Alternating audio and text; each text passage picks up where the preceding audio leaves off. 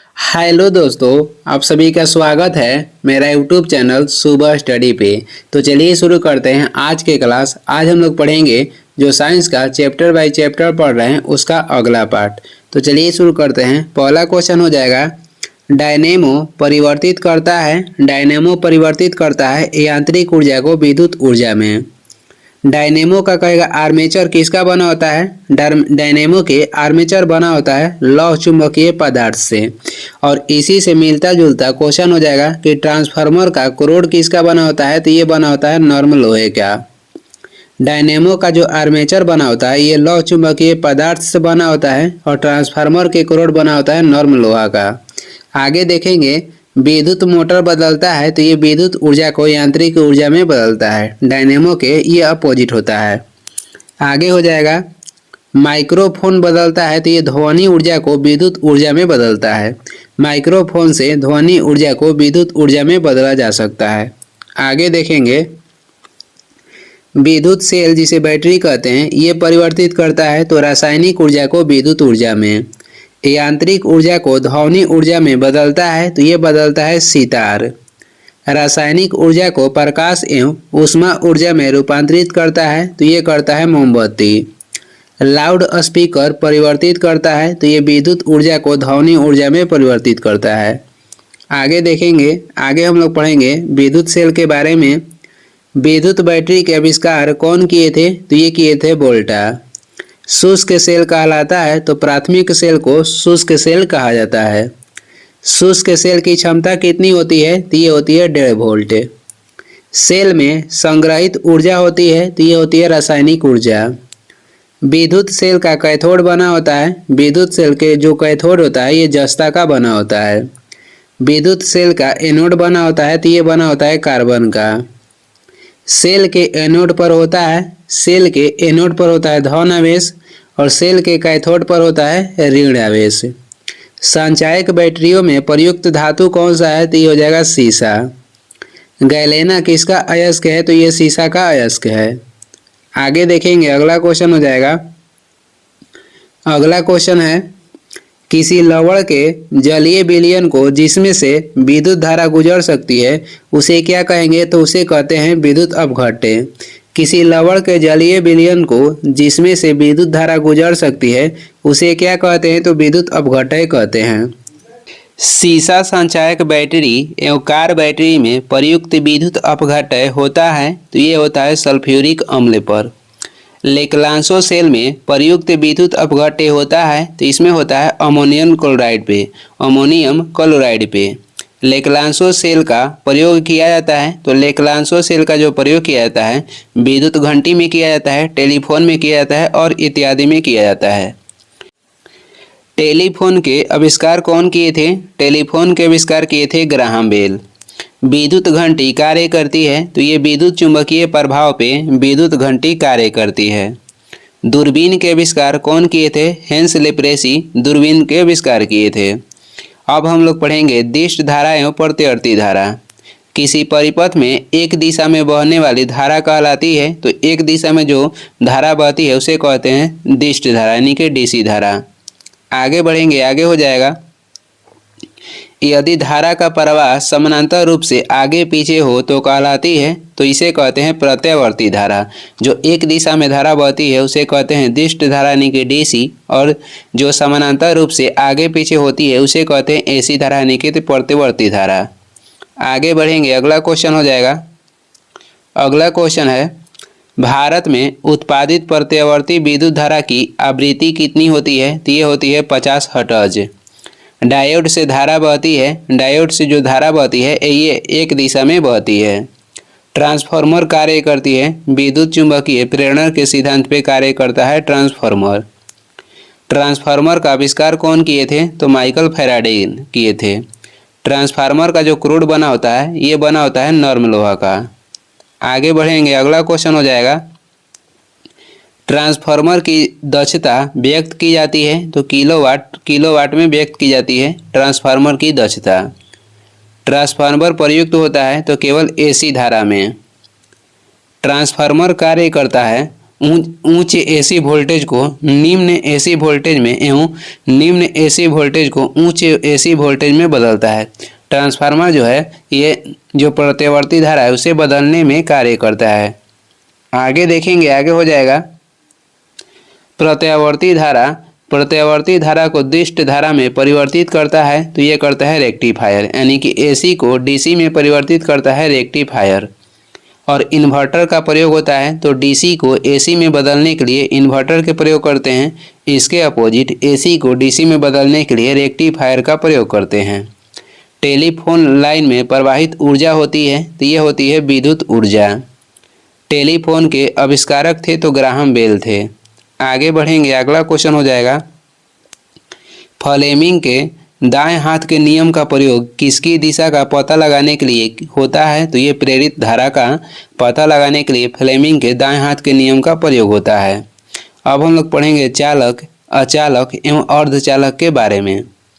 जिन पदार्थों से होकर विद्युत धारा जो विद्युत आवेश है सरलता से प्रवाहित होती है उसे कहते हैं तो उसे चालक कहते हैं। जिसमें से विद्युत धारा या आवेश सरलता से प्रवाहित होती है उसे चालक कहते हैं। विद्युत का सबसे अच्छा चालक कहेगा तो ये हो जाएगा चांदी। आगे बढ़ेंगे, अगला क्वेश्चन हो जाएगा जिन पदार्थों से होकर विद्युत आवेश का प्रवाह नहीं हो सकता है उसे क्या कहते हैं तो उसे कहते हैं अचालक। विद्युत चालकता की यूनिट क्या है? विद्युत चालकता की यूनिट हो जाएगा महो। पदार्थ जिनकी चालकता चालक एवं अचालक के बीच होती है तो वो कहलाता है तो उसे कहते हैं अर्धचालक। प्रमुख अर्धचालक है तो ये हो जाएगा सिलिकॉन, जर्मेनियम।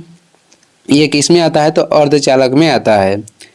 सोलर सेल में उपयोग होता है तो सिलिकॉन का प्रयोग होता है सोलर सेल में। आगे बढ़ेंगे, आगे हो जाएगा प्रकाशीय वोल्टीय सेल होता है तो ये होता है सौर सेल। प्रकाशीय वोल्टीय सेल ये होता है सौर सेल। अर्धचालक पदार्थों में अशुद्धि मिलाने पर उसकी विद्युत चालकता होती है तो ये बढ़ जाती है। ये सब क्वेश्चन जो है महत्वपूर्ण है जो कि हर एग्जाम में आते रहता है। अर्धचालक पदार्थों में अशुद्धियाँ मिलाने पर उसकी विद्युत चालकता क्या हो गई तो बढ़ जाती है। ताप बढ़ाने पर अर्धचालक की चालकता क्या होती है तो ये बढ़ जाती है। ताप बढ़ाने पर अर्धचालक की चालकता बढ़ती है। गर्म करने पर अर्धचालक के प्रतिरोध क्या होगा तो घटता है। यहाँ पे प्रतिरोध दिया गया है।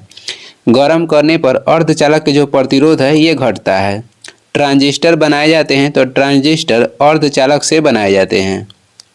आगे बढ़ेंगे, आगे हो जाएगा ट्रांजिस्टर बनाने में सर्वाधिक प्रयुक्त होने वाला अर्धचालक कौन सा है तो ये हो जाएगा सिलिकॉन और जर्मेनियम। अगला क्वेश्चन देखेंगे।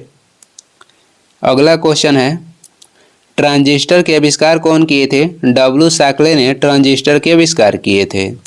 कुछ धातुओं का प्रतिरोध परम शून्य ताप के निकट पहुंचने पर लगभग शून्य हो जाता है, उसे क्या कहते हैं तो उसे कहते हैं अतिचालक। अतिचालक की प्रतिरोधकता होती है तो ये होती है शून्य। अतिचालक की प्रतिरोधकता क्या होता है तो शून्य होता है। अतिचालन का लक्षण होता है तो ये उच्च प्रायगमता होता है अतिचालक के लक्षण। आगे देखेंगे, आगे हो जाएगा वायुमंडलीय दाब पर किसी अतिचालक द्वारा प्राप्त अधिकतम ताप होता है तो 133 केल्विन। अतिचालकता की खोज किसने की थी? केमरलिंग ओन्स किए थे 1911 में।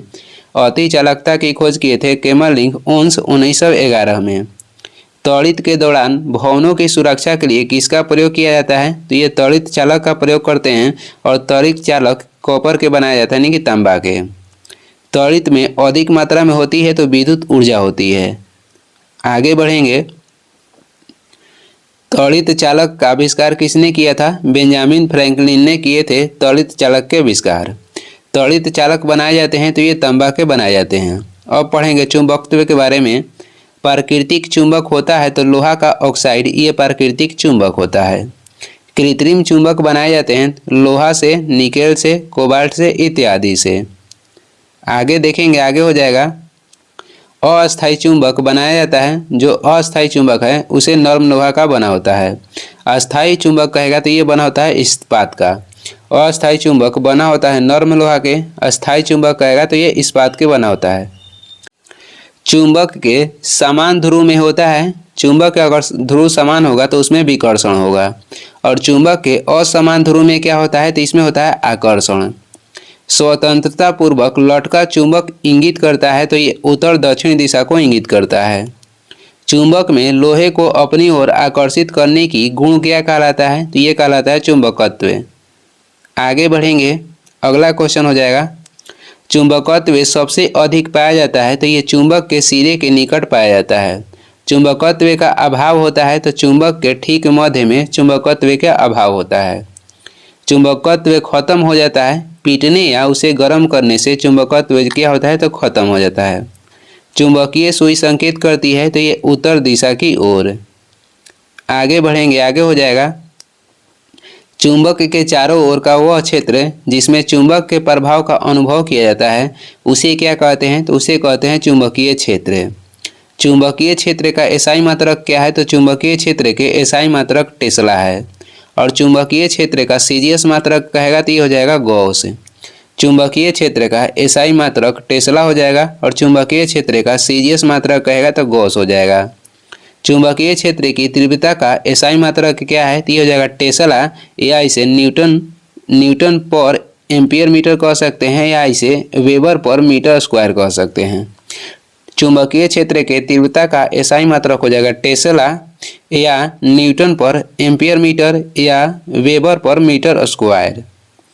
आगे देखेंगे, विद्युत धारा के चुंबकीय प्रभाव को सर्वप्रथम अवलोकित किया गया था, तो ये ऑस्टर्ड के द्वारा अवलोकित किया गया था, यानी कि विद्युत धारा के चुंबकीय प्रभाव की खोज किए थे ऑस्टर्ड ने। किसी छड़ के चुंबक के अंदर चुंबकीय क्षेत्र की दिशा होती है, तो ये दक्षिण से उत्तर ध्रुव की ओर। किसी छड़ के चुंबक के अंदर चुंबकीय क्षेत्र की जो दिशा होती है दक्षिण से उत्तर ध्रुव की ओर होती है।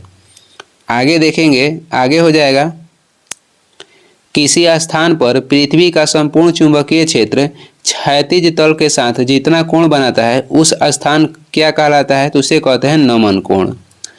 पृथ्वी के ध्रुव पर नमन कोण के मान होता है 90 डिग्री, और विषुवत रेखा पर नमन कोण के मान कितना होता है, तो 0 डिग्री। पृथ्वी के ध्रुव पे नमन कोण के मान कहेगा तो 90 डिग्री होता है, और विषुवत रेखा पे नमन कोण के मान हो जाएगा 0 डिग्री। चुंबकीय यामयोत्तर एवं भौगोलिक यामयोत्तर के बीच का कोण कहलाता है, तो ये कहलाता है दिक्पात कोण। चुंबकीय यामयोत्तर एवं भौगोलिक यामयोत्तर के बीच के जो कोण कहलाता है इसे कहते हैं दिक्पात कोण। पृथ्वी के दिक्पात का मान कितना होता है, तो ये होता है 180 डिग्री। आगे बढ़ेंगे, आगे हो जाएगा, चुंबकीय फ्लक्स का एसआई मात्रक क्या है, तो ये हो जाएगा वेबर। अब हम लोग पढ़ेंगे यांत्रिकी के बारे में। ताप युग में तापमापी किस सिद्धांत पे कार्य करता है, तो ये सीबेक के प्रभाव पे कार्य करता है। ताप युग में तापमापी किस सिद्धांत पे कार्य करता है, तो सीबेक के प्रभाव पे कार्य करता है। रडार किस सिद्धांत पे कार्य करता है, रेडियो तरंगों के परावर्तन पे कार्य करता है रडार। आगे बढ़ेंगे, आगे हो जाएगा, रडार उपयोग में आता है तो रेडियो तरंग द्वारा वस्तुओं की स्थिति ज्ञात करने में। रेडियो तरंग के द्वारा वस्तुओं की स्थिति को ज्ञात करने में रडार का उपयोग होता है। रडार का आविष्कार किया गया था एच टेलर एवं लियो सी यंग ने किए थे मिलकर 1930 में। रडार का पूर्ण रूप होता है radio detection and raising. Radio detection and raising ये रडार का पूर्ण रूप है। क्रायोजेनिक इंजनों का प्रयोग होता है तो रॉकेट प्रौद्योगिकी में क्रायोजेनिक इंजनों का प्रयोग होता है। आगे देखेंगे, आगे हो जाएगा, अगला क्वेश्चन है, त्रिविमीय चित्र किसके द्वारा लिया जाता है, तो होलोग्राफी के द्वारा त्रिविमीय चित्र लिया जाता है। लेजर अथवा किसी सशक्त प्रकाश स्रोत से निकली दो प्रकाश किरणों के व्यक्तीकरण से त्रिविमीय प्रतिबिंब बनना कहलाता है, तो ये कहलाता है होलोग्राफी। होलोग्राफी का आविष्कार कौन किए थे, डेनिस गबोर ने होलोग्राफी के आविष्कार किए थे। लेजर का आविष्कार कौन किए थे, टीएच मैमन ने लेजर के आविष्कार किए थे। लेजर के आविष्कार टीएच मैमन किए थे। आगे हो जाएगा, लेजर का पूर्ण रूप क्या है, light amplification by stimulated emission of radiation. Laser का पूर्ण रूप हो जाएगा light amplification by stimulated emission of radiation. आगे देखेंगे, लेजर प्रयोग होता है तो धातुओं को काटने में, हीरा तराशने में, रोगों को इलाज करने में लेजर का प्रयोग करते हैं। धातुओं को काटने में, हीरा तराशने में, रोगों के इलाज करने में आदि में किसका प्रयोग करते हैं? तो लेजर का। मेजर क्या है? मेजर एक उपकरण है जो उत्तेजित उत्सर्जन द्वारा प्रवर्धन के माध्यम से विद्युत चुंबकीय तरंगों का उत्पादन करता है। जो मेजर है ये क्या है? तो जो उत्तेजित उत्सर्जन द्वारा प्रवर्धन के माध्यम से विद्युत चुंबकीय तरंगों का उत्पन्न करता है। आगे देखेंगे, आगे हो जाएगा मेजर का पूर्ण रूप। तो इसका पूर्ण रूप हो जाएगा microwave amplification by stimulated emission of radiation. Maser के खोज कौन किए थे? चार्ल्स एच टाउन्स ने मेजर के खोज किए थे। लेजर में प्रकाश किरणों का उत्सर्जन होता है, जबकि मेजर में क्या होता है? तो मेजर में सूक्ष्म तरंगों का उत्सर्जन होता है। लेजर में कह रहा है कि प्रकाश किरणों का उत्सर्जन होता है और मेजर में किसका होता है? तो सूक्ष्म तरंगों का होता है। आगे देखेंगे, आगे पढ़ेंगे परमाणु भौतिकी के बारे में। प्रत्येक पदार्थ छोटे छोटे कणों से मिलकर बना है, जिन्हें कहते हैं तो इसे कहते हैं परमाणु। प्रत्येक पदार्थ छोटे छोटे कणों से मिलकर बना है, इसे क्या कहते हैं? तो इसे कहते हैं परमाणु। आगे देखेंगे परमाणु के नाभिक की खोज कौन किए थे? तो ये किए थे रदरफोर्ड। नाभिक की त्रिज्या होती है, तो नाभिक की त्रिज्या होती है 10⁻⁻15 मीटर, और परमाणु की त्रिज्या कहेगा तो परमाणु की त्रिज्या हो जाएगा 10⁻−10 मीटर, और परमाणु के आकार कहेगा तो 10⁻−15 मीटर होता है, त्रिज्या होता है 10⁻−10 मीटर। परमाणु के 3 मौलिक कण कौन सा है? तो हो जाएगा इलेक्ट्रॉन, प्रोटॉन और न्यूट्रॉन। परमाणु के नाभिक में उपस्थित होता है, तो नाभिक में उपस्थित होता है प्रोटॉन और न्यूट्रॉन। आगे बढ़ेंगे, आगे हो जाएगा प्रोटॉन एवं न्यूट्रॉनों की कुल संख्या का योग कहलाता है, तो इसे कहते हैं द्रव्यमान संख्या। नाभिक में उपस्थित प्रोटॉनों की संख्या बराबर होती है, तो ये परमाणु की संख्या के बराबर होती है। प्रोटॉन का नामकरण किसने किया था? तो इसका नामकरण किए थे रदरफोर्ड ने। और प्रोटॉन के खोज कौन किए थे? तो गोल्डस्टीन किए थे 1886 में। इलेक्ट्रॉन के खोज कौन किए थे? इलेक्ट्रॉन के खोज किए थे जे थॉमसन 1897 में। आगे बढ़ेंगे, आगे हो जाएगा न्यूट्रॉन के खोज कौन किए थे? तो ये किए थे जेम्स चैडविक 1932 में। प्रोटॉन के नामकरण किए थे रदरफोर्ड, लेकिन प्रोटॉन के खोज किए थे गोल्डस्टीन 1886 में। इलेक्ट्रॉन के खोज किए थे जे थॉमसन 1897 में। न्यूट्रॉन के खोज किए थे जेम्स चैडविक 1932 में। प्रोटॉन होता है तो ये धन आवेशित कण होता है, और इलेक्ट्रॉन होता है तो इलेक्ट्रॉन ऋण आवेशित कण होता है। न्यूट्रॉन होता है तो ये आवेशहीन कण होता है।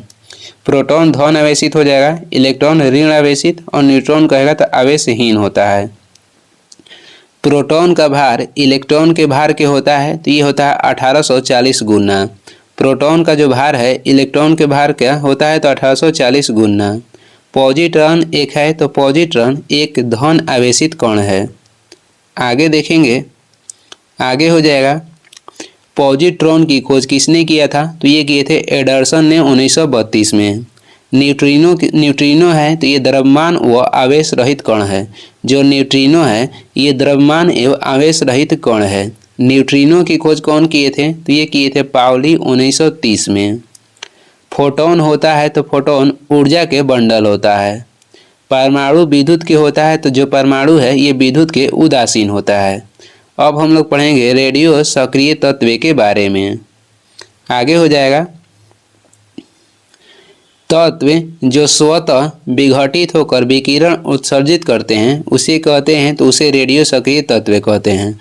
वह तत्व जो स्वतः विघटित होकर विकिरण उत्सर्जित करते हैं उसे क्या कहते हैं? तो उसे रेडियो सक्रिय तत्व कहते हैं।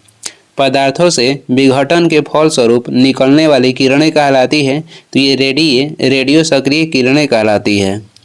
रेडियोधर्मी पदार्थ उत्सर्जित करते हैं, तो ये अल्फा, बीटा और गामा का उत्सर्जित करते हैं रेडियोधर्मी पदार्थ। आगे बढ़ेंगे, आगे हो जाएगा रेडियो सक्रियता की खोज किसने किया था? हेनरी बैकुरल ने रेडियो सक्रियता की खोज की थी। रेडियो सक्रियता का मात्रक होता है तो ये होता है क्यूरी।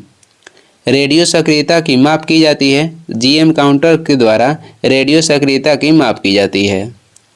अल्फा, बीटा एवं गामा में विद्युत चुंबकीय तरंगें होती है तो केवल गामा किरण है।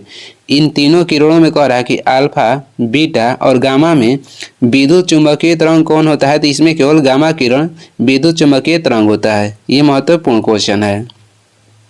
गामा किरणों के नामकरण कौन किए थे, तो ये किए थे रदरफोर्ड। गामा किरणों की खोज कौन किए थे, तो हेनरी बैक्यूरेल किए थे।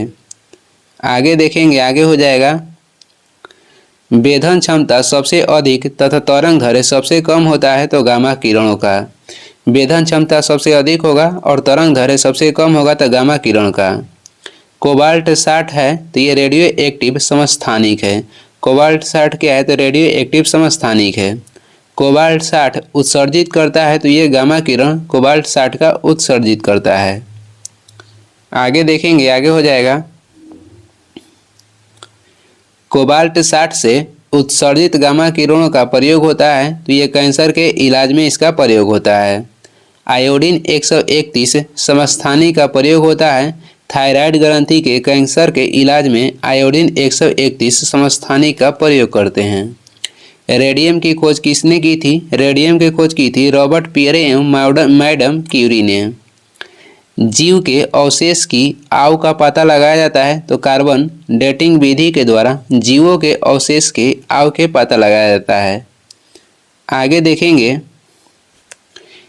पृथ्वी पर उपस्थित पुरानी चट्टानों का जानकारी प्राप्त की जाती है तो यूरेनियम डेटिंग विधि के द्वारा। पृथ्वी पर उपस्थित पुरानी चट्टानों की जानकारी प्राप्त की जाती है यूरेनियम डेटिंग विधि के द्वारा। नाभिकीय ऊर्जा के बारे में देखेंगे, भारी नाभिक का दो लगभग बराबर खंडों में विभक्त होना कहलाता है तो ये कहलाता है नाभिकीय विखंडन। नाभिकीय विखंडन में ट्रिगर होता है तो नाभिकीय विखंडन में ट्रिगर हो जाएगा न्यूट्रॉन।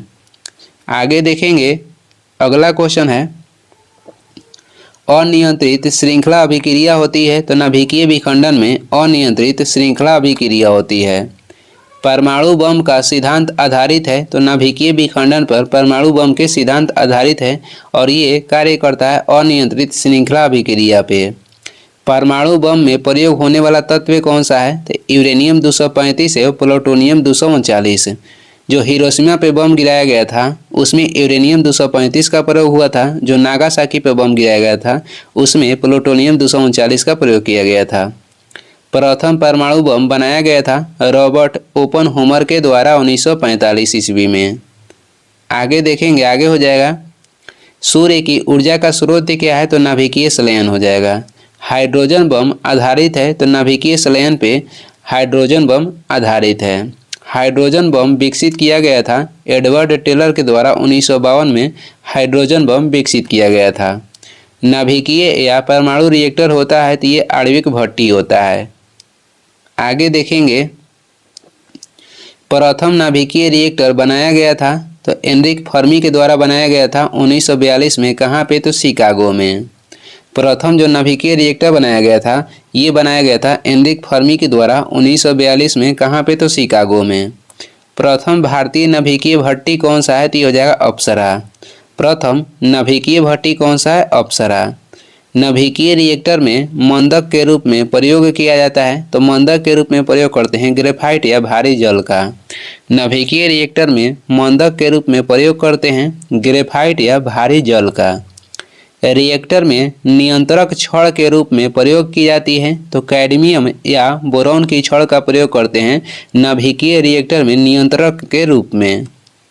आगे बढ़ेंगे, आगे हो जाएगा, नाभिकीय रिएक्टर में शीतलक के रूप में प्रयोग होता है तो भारी जल एवं द्रव्य सोडियम का प्रयोग करते हैं शीतलक के रूप में। भारत में नाभिकीय रिएक्टरों में ईंधन के रूप में सर्वाधिक प्रयुक्त होता है तो ईंधन के रूप में प्रयोग करते हैं यूरेनियम 238 का। भारत में प्रचुर मात्रा में उपलब्ध महत्वपूर्ण नाभिकीय ईंधन कौन सा है, तो ये हो जाएगा थोरियम, जो कि सर्वाधिक मात्रा में पाई जाती है केरल के तटों पे। न्यूक्लियर बम बनाने में किसका उपयोग होता है, यूरेनियम का। न्यूक्लियर बम बनाने में यूरेनियम का प्रयोग होता है। आगे देखेंगे, आगे हो जाएगा, भारत का प्रथम परमाणु संयंत्र कौन सा है, तो ये हो जाएगा तारापुर, जो कि महाराष्ट्र में स्थित है। भारत में प्रथम परमाणु संयंत्र हो जाएगा तारापुर, और भारत में प्रथम नाभिकीय रिएक्टर कहेगा तो ये हो जाएगा अप्सरा। अप्सरा के गठन हुआ था 1956 में, और भारत के प्रथम परमाणु संयंत्र तारापुर के गठन हुआ था 1969 में। आगे देखेंगे, आगे हम लोग पढ़ेंगे अंतरिक्ष विज्ञान के बारे में। आगे हम लोग पढ़ेंगे जो अंतरिक्ष विज्ञान है उसके बारे में। अगला क्वेश्चन हो जाएगा 20वीं का अंतरिक्ष युग में प्रवेश कब हुआ? तो 20वीं के जो अंतरिक्ष युग में प्रवेश हुआ था ये हुआ था 1957 में। और भारत में अंतरिक्ष कार्यक्रम की शुरुआत कब हुई थी? तो भारत में अंतरिक्ष कार्यक्रम की शुरुआत हुआ था 1962 में, और विश्व में अंतरिक्ष युग की शुरुआत 1957 में हुआ था। अंतरिक्ष विभाग या आयोग की स्थापना कब हुई थी? तो 1972 में हुई थी।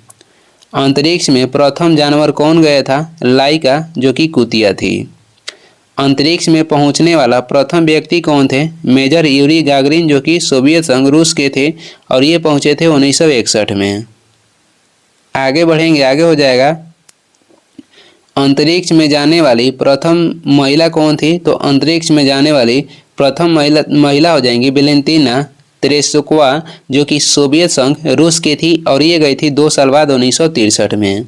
अंतरिक्ष में जाने वाली प्रथम महिला कहेगा तो वेलेंटिना तेरेस्कोवा हो जाएंगी, और ये भी थी सोवियत संघ रूस के। यानी कि अंतरिक्ष में जाने वाले दोनों व्यक्ति कहेगा या महिला, ये दोनों रूस की थी। व्यक्ति हो जाएंगे मेजर यूरी गागरिन, जो कि 1961 में गए थे। महिला हो जाएंगी वेलेंटिना तेरेस्कोवा, जो कि 1963 में गई थी। अंतरिक्ष में तैरने वाला प्रथम व्यक्ति कहेगा तो अलेक्सी लियोनोव हो जाएंगे, और ये भी रूस के थे। कब गए थे? तो 1965 में। और अंतरिक्ष में तैरने वाला प्रथम महिला कहेगा तो ये हो जाएंगे स्वेतलाना सवितकाया। अंतरिक्ष में प्रथम एशियाई कौन थे? अंतरिक्ष में जाने वाले प्रथम एशियाई कहेगा तो ये हो जाएंगे फाम तुआनपे जो थे, ये अंतरिक्ष में प्रथम एशियाई थे। आगे बढ़ेंगे, आगे हो जाएगा अंतरिक्ष में जाने वाले प्रथम भारतीय कहेगा तो ये हो जाएंगे स्क्वाड्रन लीडर राकेश शर्मा, जो कि गए थे 3 अप्रैल 1984 में। अंतरिक्ष में जाने वाले प्रथम भारतीय हो जाएंगे राकेश शर्मा, जो कि 3 अप्रैल 1984 में गए थे। अंतरिक्ष में प्रवेश करने वाली भारतीय मूल की प्रथम महिला हो जाएंगी कल्पना चावला, जो कि गई थी 1997 में। अंतरिक्ष में प्रवेश करने वाली भारतीय मूल की दूसरी महिला कौन थी? सुनीता विलियम्स, और ये गई थी 2006 में। अंतरिक्ष में प्रवेश करने वाली भारतीय मूल की तीसरी महिला कहेगा तो शिरीषा बांदला हो जाएंगी, जो कि 2011 में गई थी। आगे देखेंगे, आगे हो जाएगा कल्पना चावला की मृत्यु कब हुआ था? तो 1 फरवरी 2003 में कोलंबिया यान के दुर्घटनाग्रस्त होने से।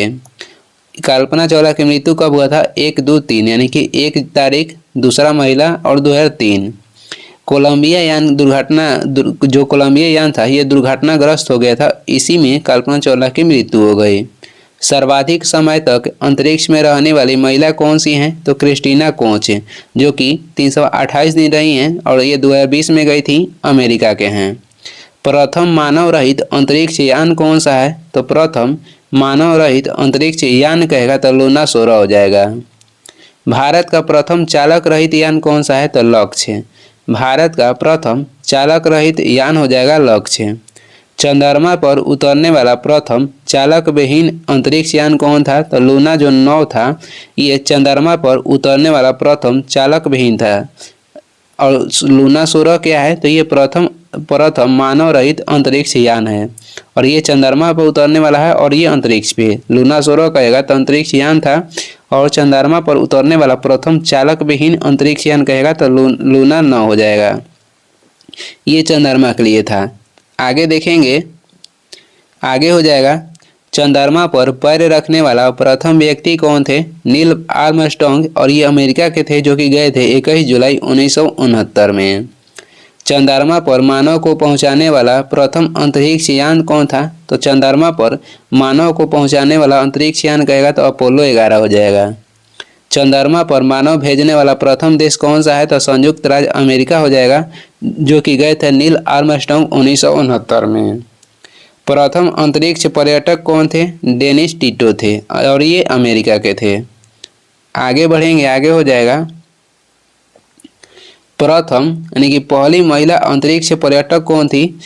पुरुष कहेगा तो डेनिस टिटो हो जाएंगे और महिला में हो जाएंगी अनुशेह अंसारी, और ये ईरानी मूल की अमेरिकी नागरिक थी। 2006 में ये गई थी। प्रथम अंतरिक्ष शटल कौन सा था? कोलंबिया, जो कि अमेरिका के था। मंगल पर उतरने वाला प्रथम यान कौन सा हो जाएगा? वाइकिंग फर्स्ट, ये मंगल पर उतरने वाला प्रथम यान है। अंतरिक्ष में प्रक्षेपित प्रथम उपग्रह कौन सा है? तो अंतरिक्ष में प्रक्षेपित प्रथम उपग्रह हो जाएगा स्पुतनिक फर्स्ट। स्पुतनिक फर्स्ट हो जाएगा, जो कि रूस के द्वारा भेजा गया था 1957 में। आगे देखेंगे, अगला क्वेश्चन हो जाएगा। अगला क्वेश्चन है, दुनिया की सबसे शक्तिशाली अंतरिक्ष दूरबीन कौन सा है? तो जेम्स वेब स्पेस टेलीस्कोप, जो कि अमेरिका की है। भारतीय सुदूर संवेदी संस्थान कहाँ पे स्थित है? तो ये स्थित है देहरादून। और राष्ट्रीय सुदूर संवेदी केंद्र कहाँ पे स्थित है? हैदराबाद। ये दोनों एक जैसा है, याद कर लीजिएगा। भारतीय सुदूर संवेदी संस्थान कहेगा तो देहरादून हो जाएगा, और राष्ट्रीय सुदूर संवेदी संस्थान कहेगा तो ये हैदराबाद हो जाएगा। स्पेस एप्लीकेशन सेंटर कहाँ पे स्थित है? तो ये स्थित है अहमदाबाद में। भारतीय अंतरिक्ष कार्यक्रम का जनक या पिता किसे कहा जाता है? तो विक्रम साराभाई को भारतीय अंतरिक्ष कार्यक्रम के जनक या पिता कहा जाता है। विक्रम साराभाई अंतरिक्ष केंद्र कहाँ पे स्थित है? त्रिवेंद्रम, केरल में स्थित है। आगे बढ़ेंगे, आगे हो जाएगा। सतीश धवन अंतरिक्ष केंद्र कहाँ पे स्थित है? तो ये स्थित है श्रीहरिकोटा, जो कि आंध्र प्रदेश में है। सतीश धवन अंतरिक्ष केंद्र, जिसे सार बोला जाता है, कहाँ पे स्थित है? ये स्थित है श्रीहरिकोटा, आंध्र प्रदेश में। और स्पेस एप्लीकेशन सेंटर कहेगा तो ये अहमदाबाद में है। इसरो के बारे में देखेंगे। इसरो क्या है? तो भारतीय अंतरिक्ष अनुसंधान संगठन। ये है क्या? तो इसरो के फुल फॉर्म हो जाएगा भारतीय अंतरिक्ष अनुसंधान संगठन। स्थापना हुआ था 15 अगस्त 1969 को। मुख्यालय कहेगा तो इसका मुख्यालय हो जाएगा बेंगलोर।